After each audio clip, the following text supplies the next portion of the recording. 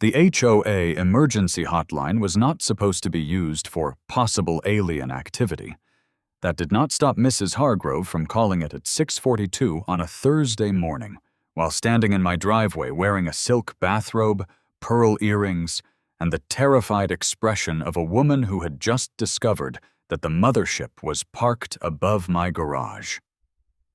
By the time I opened the front door, half the cul-de-sac was outside. Gary from across the street was filming with his phone. Mrs. Patel was holding a coffee mug in both hands, whispering, "Is it real?"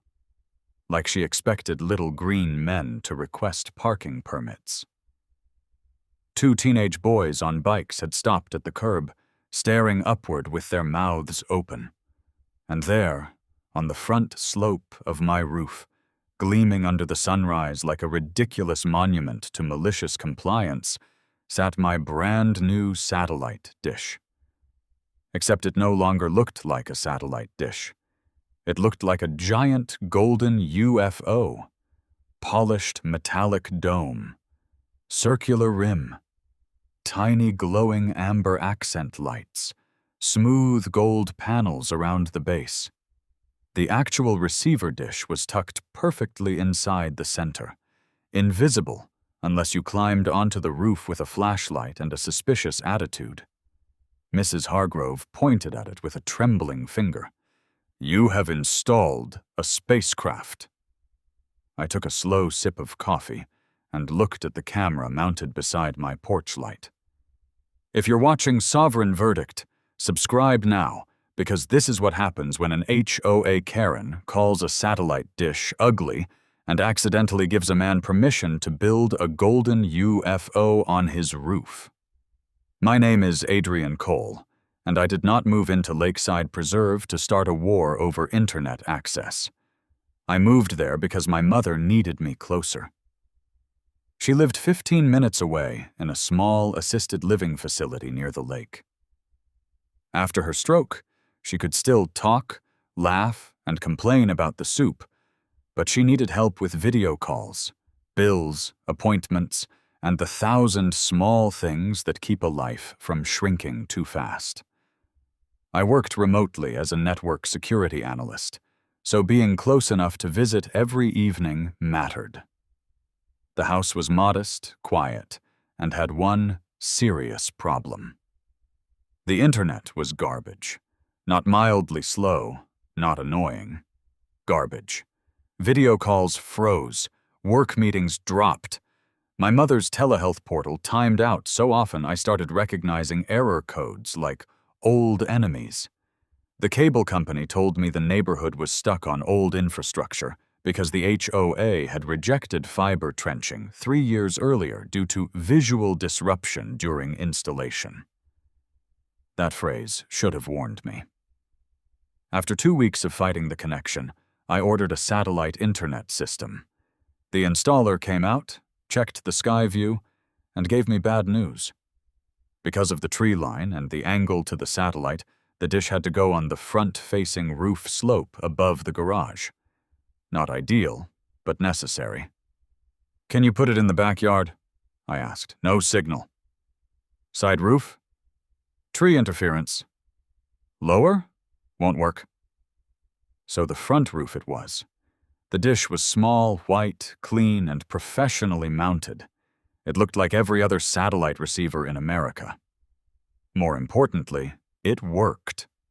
My download speed jumped instantly. My work stabilized. My mother's video calls stopped freezing in the middle of her telling me the nurse had overcooked the peas again. For 5 peaceful days, I thought the problem was solved. Then Mrs. Hargrove arrived. Vivian Hargrove was the president of the Lakeside Preserve HOA and chair of the Architectural Serenity Board, a title that sounded like it should come with incense and a warning label. She drove a navy golf cart with gold trim and wore pastel suits in colors that seemed chosen to make confrontation feel expensive. She rang my doorbell at exactly 8 a.m. on Monday. When I opened the door, she did not say hello. She simply looked up at the roof and sighed, as if I had personally wounded the skyline. "Mr. Cole," she said, "we need to discuss the hazardous eyesore attached to your home." I followed her gaze. "You mean the satellite dish?" "I mean the industrial communication device mounted in full public view. It's professionally installed. It is visually disruptive. It's how I work.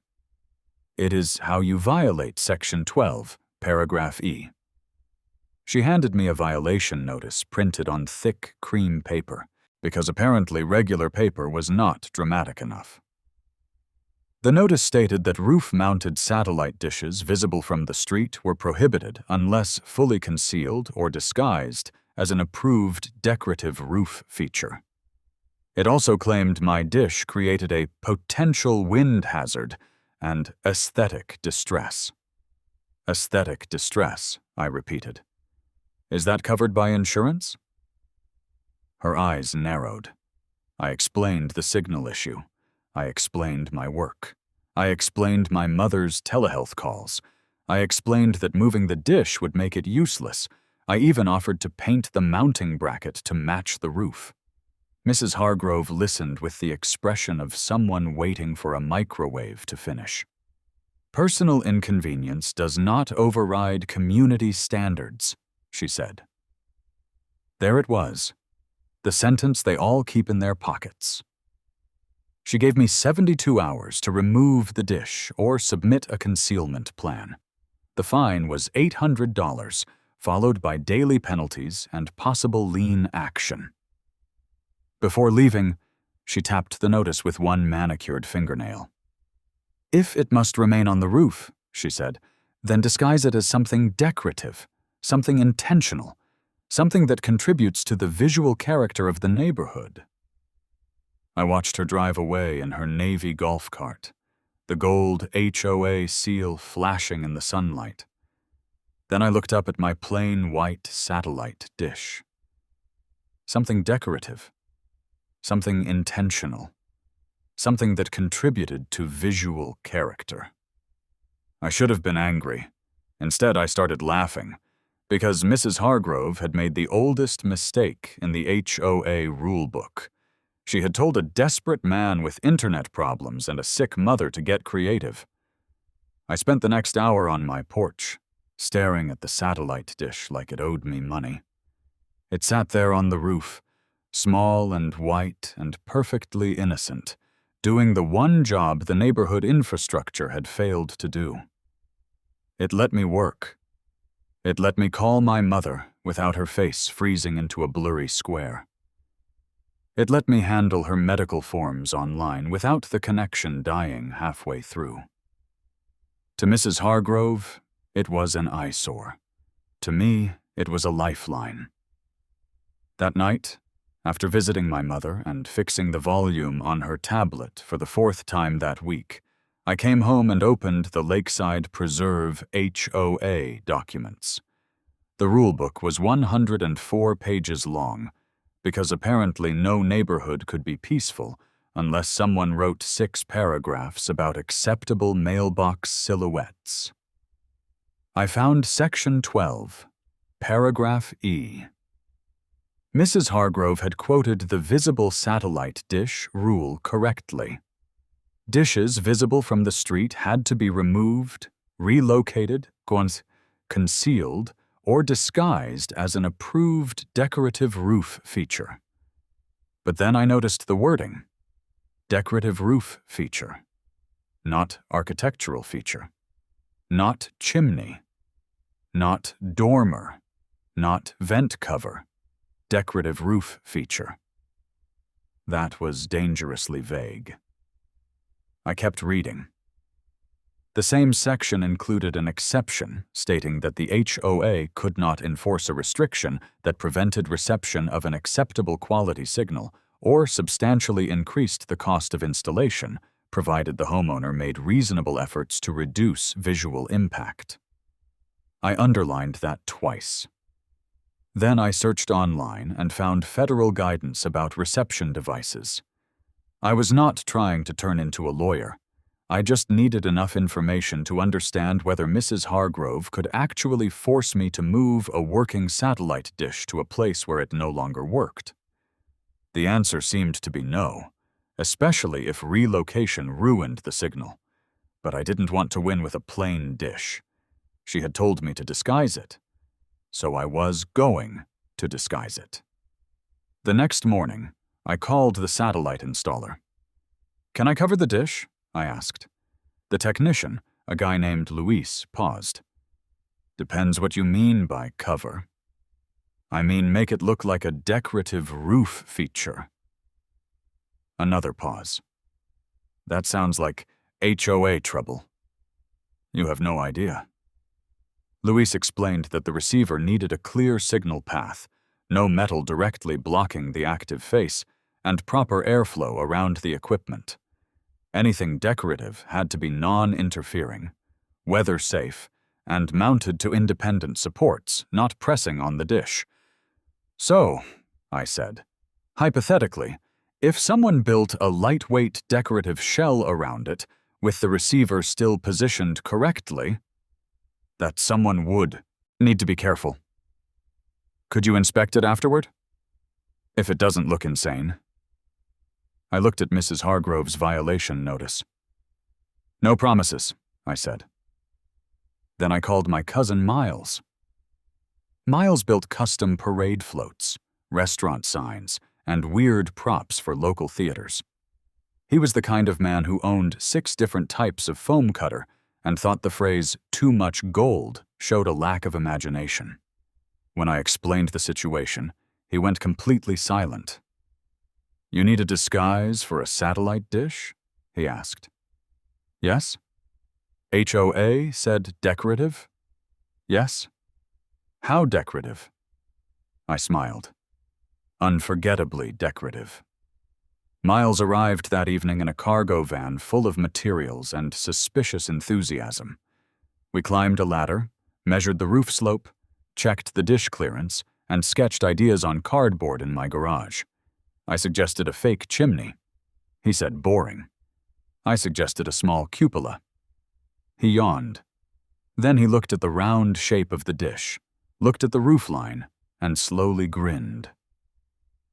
"What if," he said, "we stop hiding the circle and celebrate the circle?" That sounds dangerous. That sounds golden. By midnight, we had the plan. A lightweight fiberglass UFO shell, mounted on a separate aluminum frame around the dish, not touching the receiver. The center would remain signal clear with a radio-transparent dome.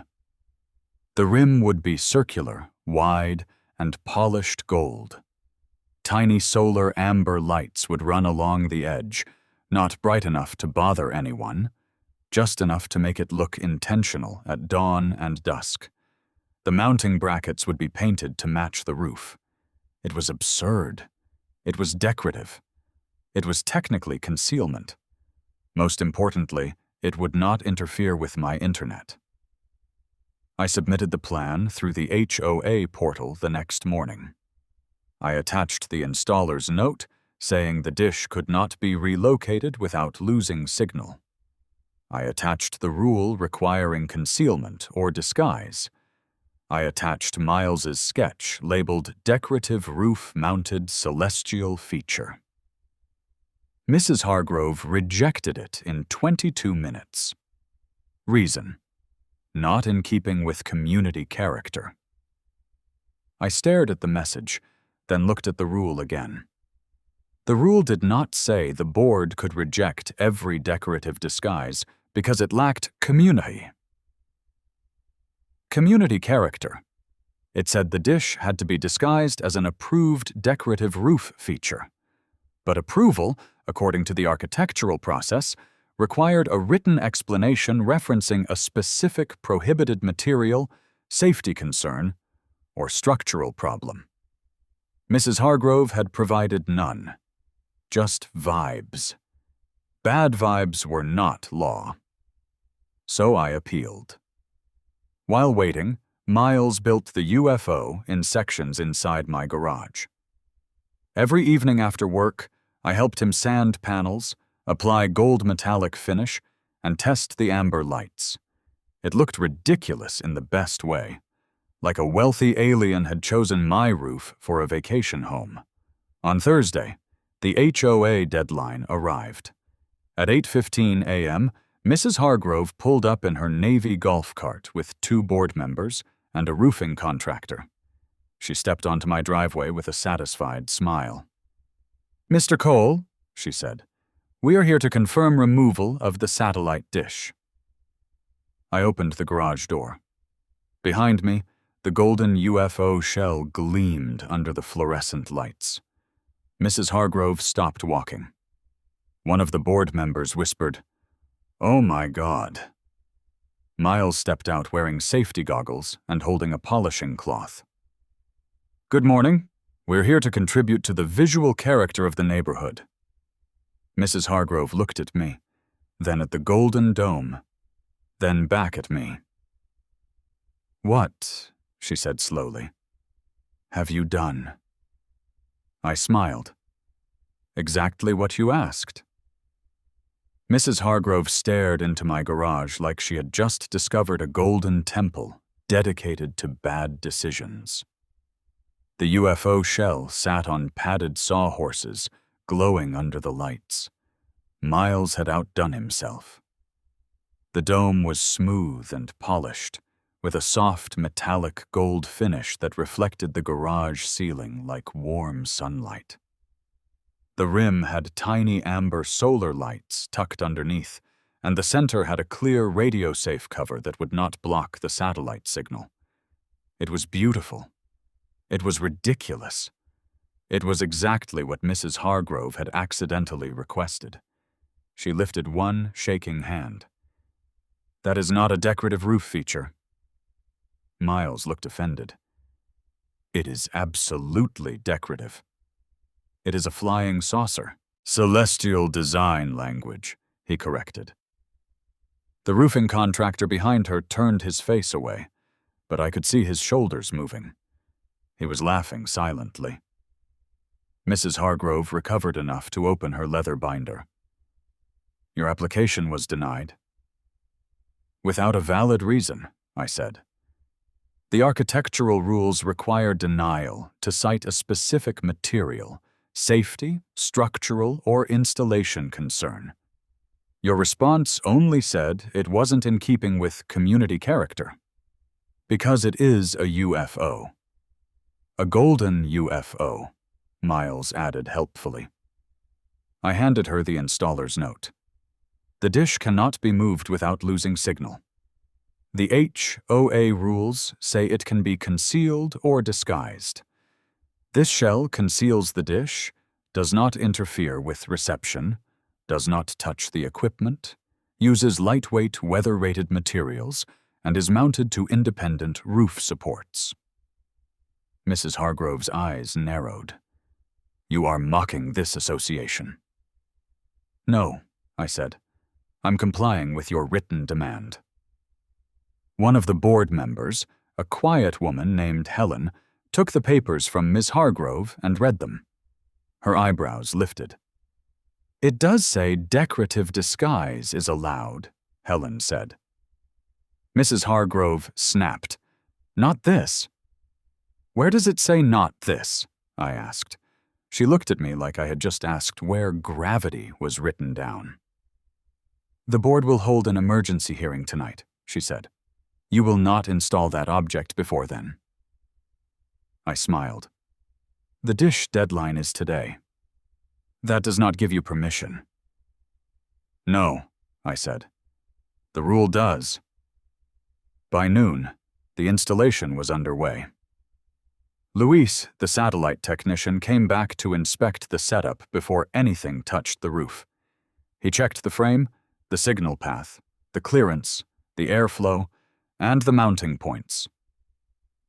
Then he stood in my driveway, looked up at the roof, looked down at the golden shell, and rubbed his forehead. "This is the dumbest thing I've ever approved," he said. But it won't block the signal." Miles clapped his hands like a proud father at graduation. The actual installation took 3 hours. The shell went up in 4 lightweight sections, bolted to its independent frame around the dish. The receiver stayed perfectly aimed. The gold rim covered the ugly mount. The dome hid the white dish face without touching it. At sunset, the little amber lights flickered on, soft and warm around the edge. The whole thing looked like an alien wedding cake. Neighbors gathered slowly. Gary crossed the street first, holding a soda. Mrs. Patel came next, then 2 teenagers on bikes, then a retired man named Frank, who stared up at it and said, "Well, that's property value in a new direction." At 6:10 p.m., Mrs. Hargrove arrived. She stopped at the end of my driveway and looked up. The golden UFO gleamed above the garage like it had chosen my roof as its landing pad. For a long moment, she said nothing. Then she whispered, "You installed it." "It's decorative," I said. "It is humiliating." "That's not one of the denial categories." Her face went red. The hearing began at 7 p.m. at the Lakeside Preserve Clubhouse. By then, half the neighborhood had seen photos. The room was packed. People came for the spectacle, but I could feel something else under the gossip. A lot of them had satellite dishes, antennas, solar panels, medical equipment, or practical things the HOA kept treating like personal insults. Mrs. Hargrove sat at the center of the board table in a navy blazer, pearls, and a furious calm that made her look like she was hosting a funeral for tasteful rooflines. Helen sat beside her, still holding my documents. Another board member, Marcia, kept refreshing something on her phone. Mrs. Hargrove banged the gavel. "This emergency session concerns Lot 9, owned by Mr. Adrian Cole, who has installed an unauthorized rooftop object in deliberate defiance of this association." I stepped to the podium with my folder. She looked at me coldly. "You may explain why the board should not order immediate removal of your golden spacecraft." I opened the folder. "Thank you. First, the satellite dish is necessary for my work and my mother's telehealth access. Second, the installer confirmed the dish cannot be relocated without losing acceptable signal. Third, your own rules permit a visible dish to be concealed or disguised as a decorative roof feature." Mrs. Hargrove interrupted. "That object is not approved. Your denial did not cite a valid reason under the architectural process." Helen leaned toward her microphone. "That is true, Vivian. The denial should have listed a structural or material issue." Mrs. Hargrove glared at her. I continued. "The shell is lightweight, weather-rated, independently mounted, and inspected by the satellite technician. It reduces visibility of the original white dish and mounting equipment." Marcia looked up from her phone. "Technically, it does hide the dish." Mrs. Hargrove's voice sharpened. "It attracts attention." "Your rule says conceal or disguise," I said, "not disappear from human curiosity." A few residents laughed. Mrs. Hargrove banged the gavel. "Order!" Then the clubhouse doors opened. Luis walked in, still wearing his installer shirt, with a signal meter clipped to his belt. Mrs. Hargrove froze. He lifted one hand. "I'm here to clarify the technical inspection." Gary whispered from the back row. The UFO brought an engineer. And just like that, the golden saucer stopped being a joke and became evidence. Luis did not walk into the clubhouse like a man ready for battle. He walked in like a tired satellite technician who had already spent his day climbing roofs and now had to explain basic signal clearance to people in boat shoes. He carried a small folder, a signal meter, and the expression of someone who had been promised this would only take 10 minutes. Mrs. Hargrove stared at him as if he had arrived from the UFO itself. "This is a private HOA hearing," she said tightly. Luis nodded. "I understand. Mr. Cole asked me to verify the installation details since the board is discussing removal." She lifted her chin. "We are discussing an unauthorized rooftop decoration." "I'm discussing the satellite equipment inside it," Luis said. That was the first crack. Helen leaned toward her microphone. "Could you explain whether the original satellite dish could have been moved to the rear roof line?" "No, ma'am," Luis said. "We tested multiple locations. Rear roof line has tree obstruction. Side roof loses angle. Lower mount fails signal lock. Front roof slope above the garage is the only reliable location." Marcia asked, "And the gold covering?" Luis glanced at me, then sighed like he still couldn't believe his life had reached this point. "The decorative shell is mounted around the dish, not on the dish. It does not block the active signal path. It does not restrict airflow. It is lightweight and secured to independent brackets. From a technical standpoint, the receiver is operating normally." Mrs. Hargrove's voice sharpened. "But is it necessary?" "The internet service is necessary if the homeowner needs satellite access," Luis replied. "The gold UFO part is not technically necessary." Mrs. Hargrove smiled. Then Luis continued, "But your rule required concealment or disguise.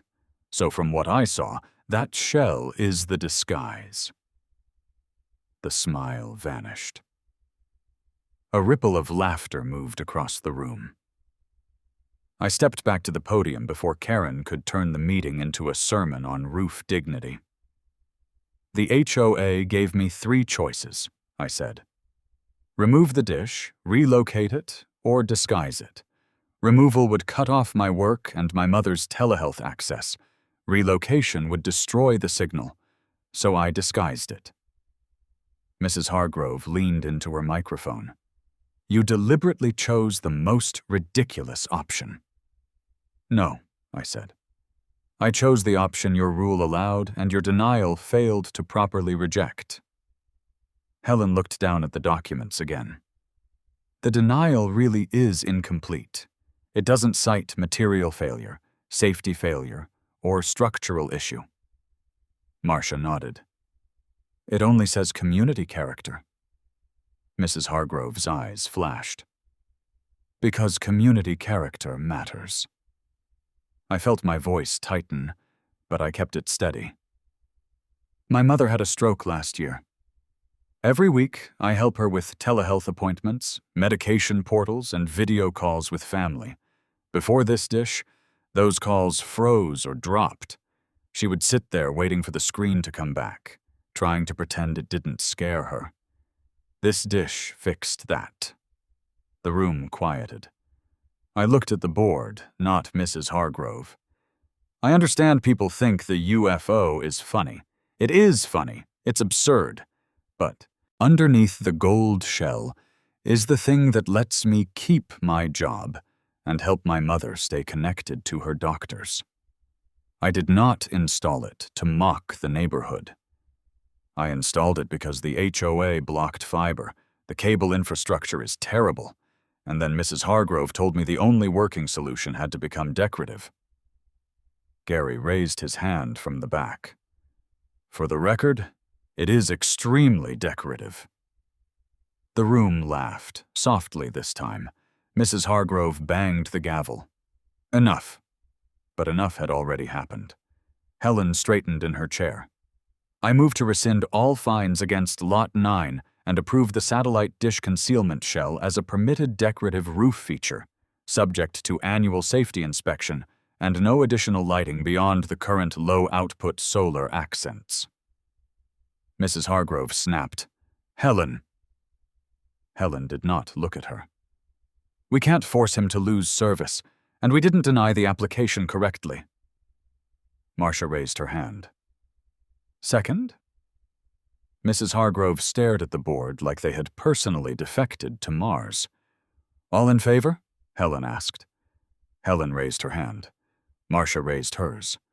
The third board member, Paul, who had stayed silent the entire evening, looked at Mrs. Hargrove, looked at the documents, then slowly raised his hand too. 3 votes. The motion passed. The room burst into applause. Mrs. Hargrove sat frozen, her gavel useless in front of her. For the first time since I had met her, she looked less like a president, and more like a woman trapped beneath the weight of her own wording. 2 days later, I received the formal email. The fine was rescinded. The golden UFO was approved as a decorative satellite concealment feature. I had to keep the lights dim, maintain the mounting brackets, and submit an inspection report once a year. I agreed immediately. The neighborhood changed after that. Not dramatically. No one started painting their houses purple or building rooftop castles. But people got braver. A retired couple applied for a small antenna they needed for emergency radio. A nurse on Maple Court requested approval for a medical backup generator. Someone even asked about reopening the discussion on fiber installation, and this time, the board actually listened. Mrs. Hargrove still drove past my house sometimes. She never looked up. The teenagers did, though. They called it the Golden Saucer. Gary called it my federally adjacent alien technology. My mother saw it during a video call when I turned the camera toward the window, and she laughed so hard she had to wipe her eyes. "Your father would have loved that," she said. That hit me harder than I expected, because maybe the UFO was ridiculous. Maybe it made the roof look like a billionaire alien had crash-landed politely above my garage.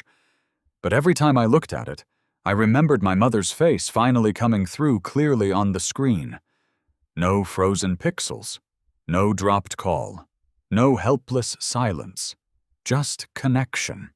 And sometimes connection is worth defending, even if you have to wrap it in gold and make the whole cul-de-sac question reality. So remember this from Sovereign Verdict.